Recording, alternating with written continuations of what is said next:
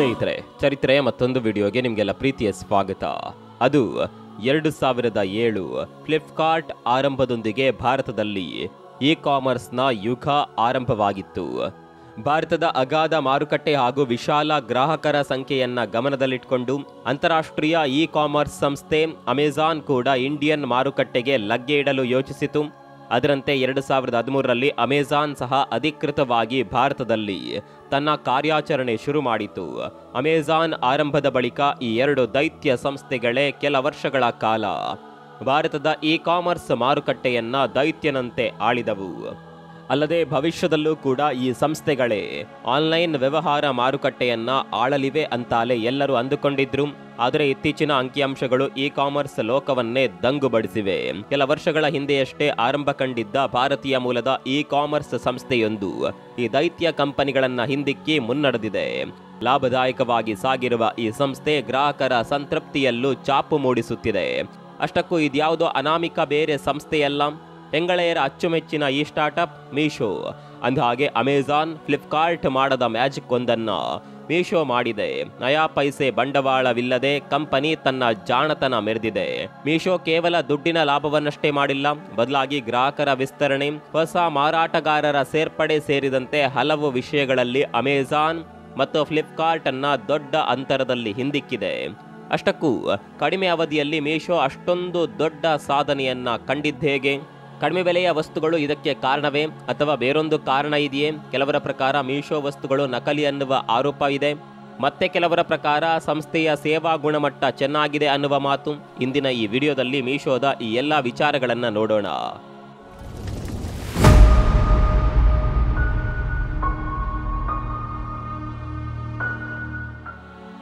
ಸ್ನೇಹಿತರೆ, ಇಲ್ಲಿ ತೋರಿಸುತ್ತಿರುವ ಈ ಸುದ್ದಿಯ ಅಂಕಿ ಸಂಖ್ಯೆಗಳ ಮೇಲೊಮ್ಮೆ ಕಣ್ಣಾಡಿಸಿ. 2023ರ ಹಣಕಾಸು ವರ್ಷದಲ್ಲಿ ಫ್ಲಿಪ್ಕಾರ್ಟ್ ಸಂಸ್ಥೆ ಬರೋಬ್ಬರಿ 4,891 ಕೋಟಿ ರೂಪಾಯಿಗಳಷ್ಟು ಹಾನಿ ವರದಿ ಮಾಡಿದ್ರೆ, ಇದೇ ವಿತ್ತೀಯ ವರ್ಷದಲ್ಲಿ ಅಮೆಜಾನ್ ಸಂಸ್ಥೆಗೆ ಬರೋಬ್ಬರಿ 4,854 ಕೋಟಿ ರೂಪಾಯಿಯಷ್ಟು ಹಾನಿಯಾಗಿದೆ. ಹಾಗಂತ ಇದೇನು ಈ ಸಂಸ್ಥೆಗಳಿಗೆ ಹೊಸದಲ್ಲ. ಈ ಎರಡು ಕಂಪನಿಗಳು ಶುರುವಾಗಿನ ದಿನದಿಂದಲೂ ನಷ್ಟವನ್ನ ತೋರಿಸುತ್ತಲೇ ಇವೆ. ಕಂಪನಿಗಳ ವಹಿವಾಟು ಏರಿದ್ದರೂ ಒಟ್ಟಾರೆ ಲಾಭಾಂಶದ ಪ್ರಮಾಣದ ನಿರೀಕ್ಷಿತ ಮಟ್ಟದಲ್ಲಿಲ್ಲ. ಪ್ರತಿ ವರ್ಷ ಇವುಗಳ ನಷ್ಟದ ಪ್ರಮಾಣ ಏರುತ್ತಲೇ ಇದೆ. ಮತ್ತೊಂದೆಡೆ ಮೀಶೋ ವ್ಯವಹಾರದ ಅಂಕಿ ಸಂಖ್ಯೆಗಳನ್ನು ನೋಡಿದ್ರೆ ಅದಕ್ಕೆ ಆರ್ಥಿಕ ಹೊರೆ ಇಲ್ಲ. 2024ರ ಎರಡನೇ ತ್ರೈಮಾಸಿಕದಲ್ಲಿ ಕಂಪನಿ $5 ಮಿಲಿಯನ್ ಲಾಭಾಂಶ ದಾಖಲಿಸಿದೆ. ಅಂದರೆ 442 ಕೋಟಿ ರೂಪಾಯಿಗಳ ಗಳಿಕೆ ಮಾಡಿಕೊಂಡು ಬಾಕಿ ಕಂಪನಿಗಳ ಹುಬ್ಬೇರುವಂತೆ ಮಾಡಿದೆ. ಕಳೆದ 17 ವರ್ಷಗಳಿಂದ ಕಾರ್ಯನಿರ್ವಹಿಸ್ತಾ ಇರುವ ಫ್ಲಿಪ್ಕಾರ್ಟ್ ಆಗಲಿ ಅಥವಾ ಕಳೆದ 11 ವರ್ಷಗಳಿಂದ ಸೇವೆಯಲ್ಲಿರುವ ಅಮೆಜಾನ್ ಆಗಲಿ ಇಲ್ಲಿವರೆಗೆ ಇಂತಹ ದಾಖಲೆ ಮಾಡಿಲ್ಲ. ಆದರೆ ದೇಶೀಯವಾಗಿ 8 ವರ್ಷಗಳ ಹಿಂದೆ ಸಣ್ಣ ಪ್ರಮಾಣದಲ್ಲಿ ಶುರುವಾಗಿದ್ದ ಮೀಶೋ ಇಂಥದ್ದೊಂದು ಮ್ಯಾಜಿಕ್ ಮಾಡಿದೆ. ಇದು ಕೇವಲ ಲಾಭಾಂಶದ ಮಾತಲ್ಲ. ಮೀಶೋ ಸಂಪೂರ್ಣವಾಗಿ ಗ್ರಾಹಕರ ಬೆಳವಣಿಗೆ, ಗ್ರಾಹಕರ ಸಂತೃಪ್ತ ಸೇವೆಯಲ್ಲೂ ತನ್ನ ಪ್ರಗತಿ ದಾಖಲಿಸಿದೆ. 2023ರ ವಿತ್ತೀಯ ವರ್ಷದಲ್ಲಿ ಮೀಶೋದ ಬಳಕೆದಾರರ ಸಂಖ್ಯೆ ವರ್ಷದಿಂದ ವರ್ಷಕ್ಕೆ 32% ಬೆಳವಣಿಗೆ ಕಂಡಿದೆ. ಇದೇ ಆರ್ಥಿಕ ವರ್ಷದಲ್ಲಿ ಫ್ಲಿಪ್ಕಾರ್ಟ್ 21% ಹಾಗೂ ಅಮೆಜಾನ್ ಕ್ರಮವಾಗಿ 13% ಬೆಳವಣಿಗೆ ಕಂಡಿದೆ. ಮತ್ತೊಂದು ಸಂಗತಿ ಅಂದ್ರೆ ಮೀಶೋದ ಗ್ರಾಹಕರ ಸಂತೃಪ್ತಿ ದರ 85%. ಇದು ಅಮೆಜಾನ್ ಹಾಗೂ ಫ್ಲಿಪ್ಕಾರ್ಟ್ ಎರಡು ಸಂಸ್ಥೆಗಳ ಸಂತೃಪ್ತಿ ದರಕ್ಕಿಂತಲೂ ಹೆಚ್ಚಿದೆ. ವಿಚಿತ್ರ ಅಂದ್ರೆ ಮೀಶೋದ ಸರಾಸರಿ ಆರ್ಡರ್ $350 ಇದ್ರೆ ಫ್ಲಿಪ್ಕಾರ್ಟ್, ಅಮೆಜಾನ್ನ ಸರಾಸರಿ ಆರ್ಡರ್ $1,600 ಇದೆ. ಹೀಗಿದ್ರೂ ಈ ಎರಡು ಕಂಪನಿಗಳು ನಷ್ಟದಲ್ಲಿ ಸಾಕ್ತಾ ಇದೆ. ಹಾಗಾದ್ರೆ ಮೀಶೋದ ಲಾಭದ ಲೆಕ್ಕಾಚಾರವೇನು? ಇದರ ಹಿಂದಿರುವ ಲಾಜಿಕ್ ಏನು? ಇದನ್ನ ತಿಳಿದುಕೊಳ್ಬೇಕಂದ್ರೆ ಮೊದಲು ಫ್ಲಿಪ್ಕಾರ್ಟ್ ಹಾಗೂ ಅಮೆಜಾನ್ ಮಾಡಿದ ತಪ್ಪುಗಳೇನು ಅನ್ನೋದನ್ನ ನೋಡಬೇಕಾಗುತ್ತೆ. ಸ್ನೇಹಿತರ, ಆರಂಭದಿಂದಲೂ ಫ್ಲಿಪ್ಕಾರ್ಟ್ ಹಾಗೂ ಅಮೆಜಾನ್ ದೇಶದ ಮೆಟ್ರೋಪಾಲಿಟನ್ ಮಹಾನಗರಗಳನ್ನ ಮಾತ್ರ ಫೋಕಸ್ ಮಾಡಿದ್ದವು. ಆರ್ಥಿಕವಾಗಿ ಹಾಗೂ ಸುಲಭ ಸೇವಾ ಕಾರ್ಯಕ್ಕೆ ಇದು ಸರಿಯಾದ ಕ್ರಮ ಕೂಡ ಆಗಿತ್ತು. ಸಾಮಾನ್ಯವಾಗಿ ಮಹಾನಗರಗಳಲ್ಲಿ ಜನರ ಕೊಳ್ಳುವ ಶಕ್ತಿ ಜಾಸ್ತಿ ಇದೆ. ಇಲ್ಲಿಯ ಗ್ರಾಹಕರು ಹೊಸ ವಸ್ತುಗಳು ಹಾಗೂ ದುಬಾರಿ ವಸ್ತುಗಳನ್ನ ಕೊಳ್ಳಲು ಇಷ್ಟಪಡ್ತಾರೆ. ಜೊತೆಗೆ ಎರಡನೆಯ ಹಾಗೂ ಮೂರನೆಯ ದರ್ಜೆಯ ನಗರಗಳಿಗೆ ಹೋಲಿಸಿದ್ರೆ ಮಹಾನಗರಗಳಲ್ಲಿ ಐಟಂಗಳನ್ನ ತಲುಪಿಸೋದು ಸುಲಭ. ಹೀಗಾಗಿಯೇ ಫ್ಲಿಪ್ಕಾರ್ಟ್ ಹಾಗೂ ಅಮೆಜಾನ್ ಭಾರತದಲ್ಲಿ ತಮ್ಮ ಕಾರ್ಯಾಚರಣೆ ಪ್ರಾರಂಭಿಸಿದಾಗ ಅವುಗಳು ಸಹಜವಾಗಿ ಮಹಾನಗರಗಳನ್ನ ಮಾತ್ರ ಆಯ್ಕೆ ಮಾಡಿಕೊಂಡಿದ್ದವು. ಆದರೆ ಈ ಎರಡು ಸಂಸ್ಥೆಗಳು ಒಂದು ಸಂಗತಿಯನ್ನ ಮರೆತಿದ್ದವು. ಭಾರತದಲ್ಲಿ ಒಟ್ಟು ಜನಸಂಖ್ಯೆಯ 8% ಮಾತ್ರ ಮಹಾನಗರಗಳಲ್ಲಿ ವಾಸಿಸ್ತಾರೆ. ಉಳಿದ 92% ಜನ 2ನೇ ಹಾಗೂ 3ನೇ ಹಂತದ ನಗರಗಳು ಹಾಗೂ ಗ್ರಾಮಾಂತರ ಪ್ರದೇಶದಲ್ಲಿ ವಾಸ ಮಾಡ್ತಾರೆ. ಅಸಲಿಗೆ ಭಾರತ ಜೀವಿಸುತ್ತಿರೋದೇ ಈ ಪ್ರದೇಶಗಳಲ್ಲಿ. ಅಸಲಿಗೆ ಇದು ಕೇವಲ ವಸ್ತುಗಳ ಮಾರಾಟದ ವಿಷಯವಲ್ಲ, ಬದಲಾಗಿ ಈ ಬೃಹತ್ ವಲಯದಲ್ಲಿರುವ ಸಣ್ಣ ಪುಟ್ಟ ಕೈಗಾರಿಕೆ, ಗುಡಿ ಕೈಗಾರಿಕೆಗಳ ಅಳಿವು ಉಳಿವಿನ ಪ್ರಶ್ನೆಯೂ ಆಗಿತ್ತು. MSMEಗಳು ಭಾರತದ ಕಾಮರ್ಸ್ ಮಾರುಕಟ್ಟೆಗೆ ಕ್ರಾಂತಿಯಿಂದ ದೂರವೇ ಉಳಿದಿದ್ದವು. ಇದರಿಂದ ಎರಡರ ಮಧ್ಯೆ ದೊಡ್ಡ ಕಂದಕವೇ ತೆರೆದಿತ್ತು. ಈ ಅಂಶವನ್ನ IIT ದೆಹಲಿಯಲ್ಲಿ ಪದವಿ ಪಡೆದಿದ್ದ ಸಂಜಯ್ ಬರ್ನವಾಲ್ ಹಾಗೂ ವಿದಿತ್ ಆತ್ರೇಯ ಗಮನಿಸಿದ್ರು. ಇದನ್ನ ಎನ್ಕ್ಯಾಶ್ ಮಾಡಿಕೊಳ್ಳುವ ನಿಟ್ಟಿನಲ್ಲಿ ಯೋಚಿಸಿದ್ರು. ಅಲ್ಲದೆ ಇದೇ ಸಮಯಕ್ಕೆ ವಾಟ್ಸಪ್ನಲ್ಲಿ ನಡೆಯುವ ಆನ್ಲೈನ್ ಬಿಸ್ನೆಸ್ಗಳ ಬಗ್ಗೆ ಕೂಡ ಕೇಳಿ ಚಕಿತರಾಗುತ್ತಾರೆ.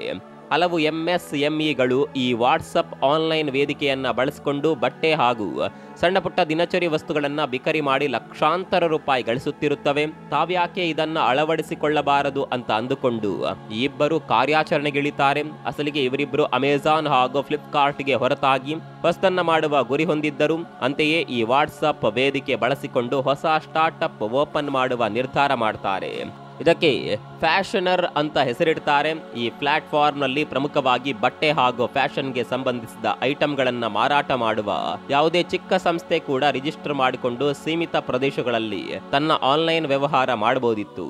ಸದ್ಯ ಸ್ವಿಗ್ಗಿ ಹಾಗೂ ಝೊಮ್ಯಾಟೊ ನಡೆಸುವಂತೆ ಈ ಆನ್ಲೈನ್ ವ್ಯವಹಾರ ನಡೀತಾ ಇತ್ತು. ಅಂದಿನ ಸಂದರ್ಭದಲ್ಲಿ ಈ ಐಡಿಯಾ ಬಹಳ ಆಸಕ್ತಿಕರ ಹಾಗೂ ಐಕಾನಿಕ್ ಆಗಿತ್ತು. ಆದರೆ ದುರದೃಷ್ಟವಶಾತ್ ಈ ಸ್ಟಾರ್ಟ್ಅಪ್ ಸಕ್ಸಸ್ ಆಗಲಿಲ್ಲ. ಕೇವಲ ವರ್ಷ ಪೂರೈಸೋದ್ರೊಳಗೆ ಇದು ಬಾಗಿಲು ಹಾಕಿಕೊಂಡಿತ್ತು. ಈ ಸ್ಟಾರ್ಟ್ಅಪ್ ವೈಫಲ್ಯಕ್ಕೆ 2 ಪ್ರಮುಖ ಕಾರಣಗಳಿದ್ದವು. ಒಂದು, ಲಾಭದ ಮಾರ್ಜಿನ್ ಅನ್ನೋದೇ ಇರಲಿಲ್ಲ. ಜೊತೆಗೆ ಲಾಜಿಸ್ಟಿಕ್ ವೆಚ್ಚ ದೊಡ್ಡದಾಗಿತ್ತು. ಮತ್ತೊಂದು, ಬೇಡಿಕೆ ಕೊರತೆ. ಸಾಮಾನ್ಯವಾಗಿ ಅಂಗಡಿಗಳಲ್ಲಿ ಸಿಗುವ ವಸ್ತುಗಳನ್ನ ಜನತೆ ಆನ್ಲೈನ್ ನಲ್ಲಿ ಆರ್ಡರ್ ಮಾಡೋದಿಲ್ಲ. ಆದರೆ ಈ ಸ್ಟಾರ್ಟ್ಅಪ್ ನಲ್ಲಿ ಸ್ಥಳೀಯ ವಸ್ತುಗಳಿಗೆ ಆದ್ಯತೆ ನೀಡಲಾಗಿತ್ತು. ಇದು ದೊಡ್ಡ ಸಮಸ್ಯೆಯಾಗಿತ್ತು. ಹೀಗಾಗಿ ಫ್ಯಾಷನರ್ ಸ್ಟಾರ್ಟ್ಅಪ್ ಬಂದ್ ಆಗುವಂತಾಯಿತು. ಈ ಸೋಲಿನಿಂದ ಸಂಜಯ್ ಬರ್ನವಾಲ್ ಹಾಗೂ ವಿದಿತ್ ಆತ್ರೇಯ ಪಾಠ ಕಲ್ತಿದ್ದರು. ಕೇವಲ ಸೋಷಿಯಲ್ ಮೀಡಿಯಾ ನಂಬಿಕೊಂಡು ಕಾಮರ್ಸ್ ಅಖಾಡಕ್ಕಿಳಿದ್ರೆ ಕಷ್ಟ, ಕಟ್ಟಿಟ್ಟ ಬುತ್ತಿ ಅನ್ನೋದು ತಿಳಿಯುವಂತಾಯಿತು. ಇದರ ಫಲ ಎನ್ನುವಂತೆ 2016ರಲ್ಲಿ ಮೀಶೋ ಕಾಮರ್ಸ್ ವೆಬ್ಸೈಟ್ ರೂಪದಲ್ಲಿ ಆನ್ಲೈನ್ ವ್ಯವಹಾರ ಜಗತ್ತಿಗೆ ಕಾಲಿಟ್ಟಿತು. ಆರಂಭದಲ್ಲಿ ಕೊಂಚ ಮಂದಗತಿಯಲ್ಲಿದ್ದ ವ್ಯವಹಾರ ದಿನಗಳದಂತೆ ಏರುಗತಿಯಲ್ಲಿ ಸಾಗಿತು. 2017ರ ಹಣಕಾಸು ವರ್ಷದಲ್ಲಿ ಮೀಶೋದ ವಾರ್ಷಿಕ ಉತ್ಪನ್ನ ಕೇವಲ 1.21 ಕೋಟಿ ಇತ್ತು. ಆದರೆ 5 ವರ್ಷದಲ್ಲಿ ಮೀಶೋ ಯೂನಿಕಾರ್ನ್ ಮಾನ್ಯತೆ ಪಡೆಯಿತಲ್ಲದೆ 2021ರ ವೇಳೆಗೆ 12 ಕೋಟಿ ಸಕ್ರಿಯ ಗ್ರಾಹಕರನ್ನ ಹೊಂದಿತು. ಜೊತೆಗೆ ಅಮೆಜಾನ್ ಹಾಗೂ ಫ್ಲಿಪ್ಕಾರ್ಟ್ ಅನ್ನ ಹಿಂದಿಕ್ಕಿ ಇಂಡಿಯಾದ ತ್ವರಿತಗತಿ ಬೆಳವಣಿಗೆ ಹೊಂದುತ್ತಿರುವ ಕಾಮರ್ಸ್ ಪ್ಲಾಟ್ಫಾರ್ಮ್ ಎಂಬ ಹೆಗ್ಗಳಿಕೆ ಹೊಂದಿತು. ಮೀಶೋ ತನ್ನದೇ ಆದ ಆನ್ಲೈನ್ ವ್ಯವಹಾರದ ವೆಬ್ಸೈಟ್ ಅನ್ನ ಹೊಂದುವ ಮೂಲಕ ಈ ಸಾಧನೆ ತೋರುವಂತಾಯಿತು. ಸ್ವತಃ ಆನ್ಲೈನ್ ವೆಬ್ಸೈಟ್ನ ಉಪಯೋಗವೆಂದರೆ ನಿಮ್ಮ ವಸ್ತುಗಳನ್ನು ಅತ್ಯಂತ ವಸ್ತುನಿಷ್ಠವಾಗಿ ಆಕರ್ಷಣೀಯವಾಗಿ ತೋರಿಸಿ ಮಾರಾಟ ಮಾಡಬಹುದು. ಇದು ಬ್ರ್ಯಾಂಡ್ ಬಿಲ್ಡಿಂಗ್ಗೂ ಸಹಕಾರಿಯಾಗುತ್ತದೆ. ಜೊತೆಗೆ ಆನ್ಲೈನ್ ವೆಬ್ಸೈಟ್ನಿಂದ ಜನರನ್ನ ಸುಲಭವಾಗಿ ತ್ವರಿತಗತಿಯಲ್ಲಿ ತಲುಪಬಹುದಾಗಿದೆ. ಇದು ಕೇವಲ ಒಂದು ಪ್ರದೇಶಕ್ಕೆ ಸೀಮಿತವಾಗದೆ ಇಡೀ ದೇಶದಾದ್ಯಂತ ಕಾರ್ಯಾಚರಣೆಗೆ ಅನುವು ಮಾಡಿಕೊಡುತ್ತದೆ. ದೇಶದ ಯಾವುದೇ ಮೂಲೆಯಲ್ಲಿ ಕುಳಿತು ವಸ್ತುಗಳನ್ನು ಆರ್ಡರ್ ಮಾಡಬಹುದಾಗಿದೆ. ಹೀಗೆ ಮೀಶೋ ತನ್ನ ಸ್ವಂತ ಆನ್ಲೈನ್ ವ್ಯವಹಾರದ ಮೂಲಕ ದೇಶದ ಗ್ರಾಹಕರನ್ನ ತಲುಪುವಂತಾಯಿತು. ಸ್ನೇಹಿತರೆ, ಅಮೆಜಾನ್ ಹಾಗೂ ಫ್ಲಿಪ್ಕಾರ್ಟ್ನಂತಹ ಅಂತಾರಾಷ್ಟ್ರೀಯ ಕಾಮರ್ಸ್ ಸಂಸ್ಥೆಗಳಿಗೆ ಆಗದ್ದು ದೇಶೀಯ ಸಂಸ್ಥೆಯೊಂದು ಹೇಗೆ ನಿರ್ವಹಿಸಿತು ಅನ್ನುವ ಪ್ರಶ್ನೆ ಸಹಜವಾಗಿಯೇ ಕಾಡುತ್ತೆ. ಅದಕ್ಕುತ್ತರವೂ ಇದೆ. ಮೀಶೋ ಯಶಸ್ವಿಗೆ ಆ ಸಂಸ್ಥೆ ಅನುಸರಿಸಿದ ಪಂಚಸೂತ್ರಗಳೇ ಕಾರಣ. ಮೊದಲಿಗೆ ಅದರ ಯಶಸ್ಸಿನ ದೊಡ್ಡ ಪಾಲು ಹೋಗುವುದು ಕಮಿಷನ್ ರಹಿತ ಮಾರಾಟ ವ್ಯವಸ್ಥೆಗೆ. ಅಂದರೆ ಮೀಶೋ ತನ್ನ ಕಾಮರ್ಸ್ ಮೂಲಕ ಮಾರಾಟವಾಗುವ ಯಾವುದೇ ವಸ್ತುಗಳ ಮೇಲೆ ಕಮಿಷನ್ ಪಡೆಯೋದಿಲ್ಲ. ಅಮೆಜಾನ್ ಮತ್ತು ಫ್ಲಿಪ್ಕಾರ್ಟ್ ಈ ವಿಚಾರದಲ್ಲಿ ದೊಡ್ಡ ಮಟ್ಟದಲ್ಲಿ ಕಮಿಷನ್ ಹಾಕಿ ದುಡ್ಡು ಮಾಡುತ್ತವೆ. ಆದರೆ ಮೀಶೋ ಮಾರಾಟಗಾರರಿಂದ ಯಾವುದೇ ಕಮಿಷನ್ ಪಡೆಯೋದಿಲ್ಲ.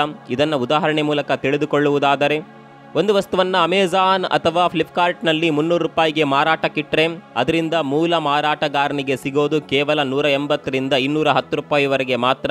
ಜೊತೆಗೆ ಶಿಪ್ಪಿಂಗ್ ಚಾರ್ಜ್, ಡ್ಯಾಮೇಜ್ ಪ್ರಾಡಕ್ಟ್ಗಳ ವೆಚ್ಚ ಕೂಡ ಇದರಲ್ಲೇ ಬರುತ್ತೆ.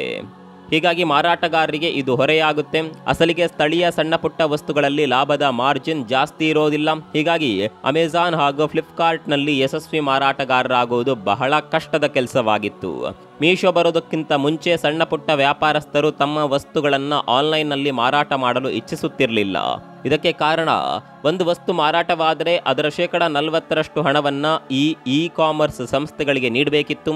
ಆದರೆ ಇದು ಇ ಕಾಮರ್ಸ್ ವ್ಯವಸ್ಥೆಯಲ್ಲಿನ ದೊಡ್ಡ ಲೋಪವನ್ನು ಬದಿಗೆ ಸರಿಸಿತು. ಇದರಿಂದ ಸಣ್ಣ ಪುಟ್ಟ ವ್ಯಾಪಾರಸ್ಥರು ಸಹ ಆನ್ಲೈನ್ ಪ್ಲಾಟ್ಫಾರ್ಮ್ನಲ್ಲಿ ಮಾರಾಟಕ್ಕೆ ನಿಲ್ಲುವಂತಾಯಿತು. ಹೀಗಾಗಿಯೇ ಬಹುತೇಕ ವ್ಯಾಪಾರಸ್ಥರು ಅಮೆಜಾನ್ ಹಾಗೂ ಫ್ಲಿಪ್ಕಾರ್ಟ್ ಬದಲಿಗೆ ಮೀಶೋದ ತಮ್ಮ ವ್ಯವಹಾರ ಕುದುರಿಸಲು ಪೈಪೋಟಿಗೆ ಬಿದ್ದಿದ್ದಾರೆ. ಸ್ನೇಹಿತರೆ, ಶೂನ್ಯ ಕಮಿಷನ್ನಿಂದ ಮೀಶೋ ಕಾರ್ಯಾಚರಣೆ ನಡೆಸೋದಾದರೆ ಅದರ ರೆವಿನ್ಯೂ ಜನರೇಟ್ ಹೇಗೆ ಅನ್ನುವ ಪ್ರಶ್ನೆ ಸಹಜವಾಗಿಯೇ ಮೂಡುತ್ತೆ. ಅಂದಹಾಗೆ ಮೀಶೋ ಪ್ರಮುಖವಾಗಿ ತನ್ನ ಇ ಕಾಮರ್ಸ್ ವೆಬ್ಸೈಟ್ನಲ್ಲಿ ಜಾಹೀರಾತು ಪ್ರದರ್ಶನದ ಮೂಲಕ ಆದಾಯ ಗಳಿಸುತ್ತದೆ. ತನ್ನ ವೆಬ್ಸೈಟ್ನಲ್ಲಿ ಬಿಕರಿಯಾಗುವ ವಸ್ತುಗಳ ಆಡ್ ಮೂಲಕ ಮೀಶೋ ರೆವಿನ್ಯೂ ಸಂಗ್ರಹಿಸುತ್ತದೆ. ಹಾಗಂತ ಸೆಲ್ಲರ್ಗಳು ಕಡ್ಡಾಯವಾಗಿ ತಮ್ಮ ಆಡ್ ನೀಡಲೇಬೇಕು ಅಂತಿಲ್ಲ. ಕೆಲವೊಂದು ವಸ್ತುಗಳು ಜಾಹೀರಾತು ಇಲ್ಲದೆಯೋ ಮೀಶೋ ಸೈಟ್ನಲ್ಲಿ ಮಾರಾಟವಾಗುತ್ತದೆ. ಇದಕ್ಕೆ ಯಾವುದೇ ಜಾಹೀರಾತು ಶುಲ್ಕವನ್ನ ಮೀಶೋ ಹಾಕೋದಿಲ್ಲ. ಪ್ರಮೋಷನ್ ಹಾಗೂ ಆರ್ಗ್ಯಾನಿಕ್ ಎರಡು ಮಾದರಿಯನ್ನ ಮೀಶೋ ಸಮಾನಾಂತರವಾಗಿ ಬಳಸುತ್ತಿದೆ. ಹೀಗಾಗಿಯೇ ಸಣ್ಣ ಪುಟ್ಟ ಮಾರಾಟಗಾರರು ಮೀಶೋದಲ್ಲಿ ತಮ್ಮ ವಸ್ತುಗಳ ಮಾರಾಟಕ್ಕೆ ಇಷ್ಟಪಡ್ತಾರೆ.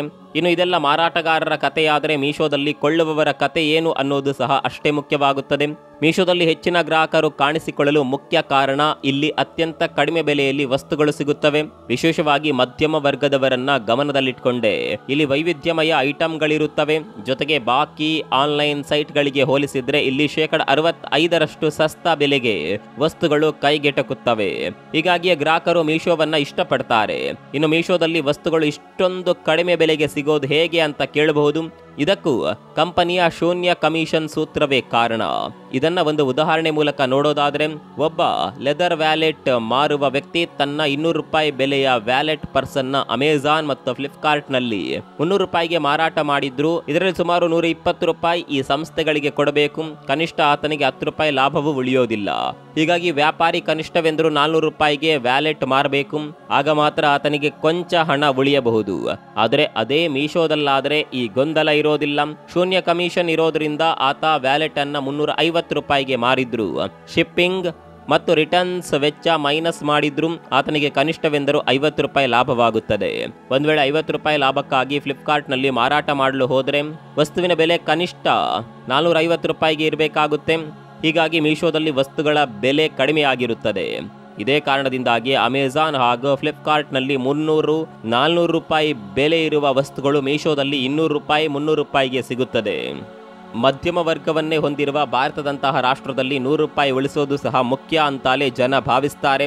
ದೇಶದ 90% ಜನರ ಸರಾಸರಿ ತಿಂಗಳ ವರಮಾನ ಕೇವಲ 25,000 ಇದೆ. ಹೀಗಾಗಿ ಜನ ಉಳಿತಾಯದ ಮೂಡ್ನಲ್ಲಿ ಮೀಶೋದಲ್ಲಿಯೇ ವಸ್ತುಗಳನ್ನು ಖರೀದಿಸಲು ಇಷ್ಟಪಡ್ತಾರೆ.